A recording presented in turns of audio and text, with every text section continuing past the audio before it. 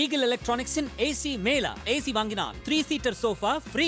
Eagle electronics. தற்போது தமிழக பாஜகவின் முன்னாள் தலைவர் அண்ணாமலை தன்னுடைய வாக்கினை பதிவு செய்வதற்காக கவுண்டம்பாளையம் தொகுதிக்குட்பட்ட வாக்குச்சாவடிக்கு வந்திருக்கிறார்.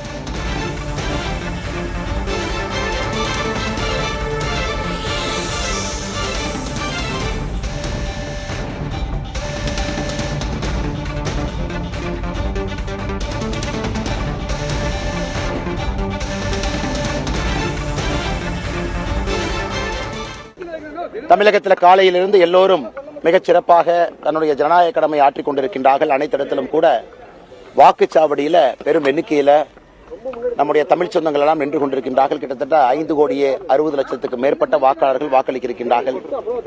29 வயசுக்கு கீழே 1,30,00,000 வாக்காளர்கள் வாக்களிக்கின்றார்கள். முதல் தலைமுறை வாக்காளர்கள் 18 வயசுலேயே கிட்டத்தட்ட 17 லட்சம் பேர் இருக்காங்க. அதனால் நிச்சயமாக நம்முடைய ஜனநாயக கடமையை செய்யணும். எல்லோரும் தவறாம வாக்களிக்க வேண்டும் என்று அன்போடு இந்த நேரத்தில் கேட்டுக்கொள்கின்றேன். மத்தியான வெயில் அதிகமா இருந்தா கூட பெரியவங்க கொடையோடு வாங்க. உங்களுக்கு எல்லா வசதிகளும் கூட வாக்குச்சாவடியில் ஏற்படுத்தி இருக்கிறாங்க. உட்கார்றதுக்கு சேர் இருக்கு, தண்ணி இருக்கு. அதனால யாரும் கூட தயவு செய்து வாக்களிக்காம வீட்டில் இருந்துக்காதீங்க. ஸோ நம்ம ஜனநாயக கடமையை செய்யணும். தமிழகத்தில் ஒரு நல்ல ஒரு மாற்றம் வரும் என்று முழுமையாக நான் நம்புகின்றேன். இன்னைக்கு கேன்வசிங் டே கிடையாது. அதனால நான் எல்லோருக்கும் அன்போடு கேட்டுக்கொள்வது உங்களுடைய ஜனநாயக கடமையை மனசாட்சிப்படி சரியான முறையில் நீங்கள் வாக்களிக்க வேண்டும் என்று மற்றும் ஒரு முறை கேட்டுக்கொள்கிறேன். ஆனா இன்னைக்கு நான் பேப்பர்ல பார்த்த வரைக்கும் கிட்டத்தட்ட 84,000 காவல்துறை ஈடுபடுத்தி இருக்கிறாங்க. குறிப்பா தேர்தல் ரிலேட்டட் ஒர்க்கை பொறுத்த வரைக்கும் தமிழ்நாடு ஜென்ரலாவே பீஸ்ஃபுல் ஸ்டேட் தான். ஒரே ஃபேஸ்ல நாம எலெக்ஷனை கண்டக்ட் பண்றோம். மக்கள் எப்பொழுதுமே அமைதியா ஓட்டு போட்டுட்டு போயிருவாங்க. போல் வயலன்ஸ் நம்மகிட்ட பெருசா இருக்காது. அதே நேரத்தில் கடந்த 2-3 நாட்களா நிறைய அந்த கேஷ் கரூர்ல பாத்தீங்கன்னா 1/2 கிராம் தங்கம், வெள்ளி, கோயம்புத்தூருக்குள்ள ஏகப்பட்ட பண டிஸ்ட்ரிபியூஷன், இதெல்லாம் போலிங் ப்ராசஸை டிஸ்டர்ப் பண்ணிருக்கு. அது எந்த மாற்று கருத்தும் இல்லை, இது உண்மைதான். பட் அதுவும் இன்னைக்கு வாக்களிக்க வர்றவங்க இதையெல்லாம் தாண்டி மனசாட்சிப்படி சரியான முறையில் வாக்களிப்பாங்கன்னு முழுமையான நம்புறேன்.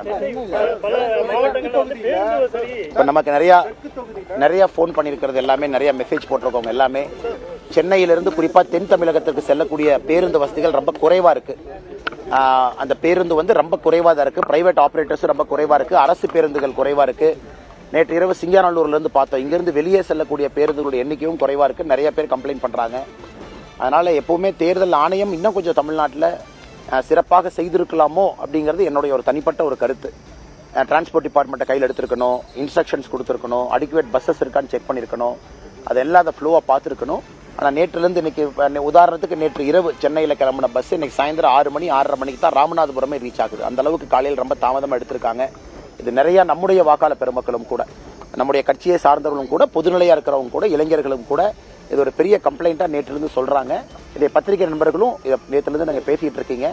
அதனால தேர்தல் ஆணையம் இன்னும் நேரம் ஆகல. இன்னும் 7 மணி வரைக்கும் போலிங் இருக்கிறனால இன்னும் கொஞ்சம் கண்ட்ரோல் எடுத்து எல்லோரையும் வாக்களிப்பதற்கான வழிவகையை ஏற்படுத்த வேண்டும்.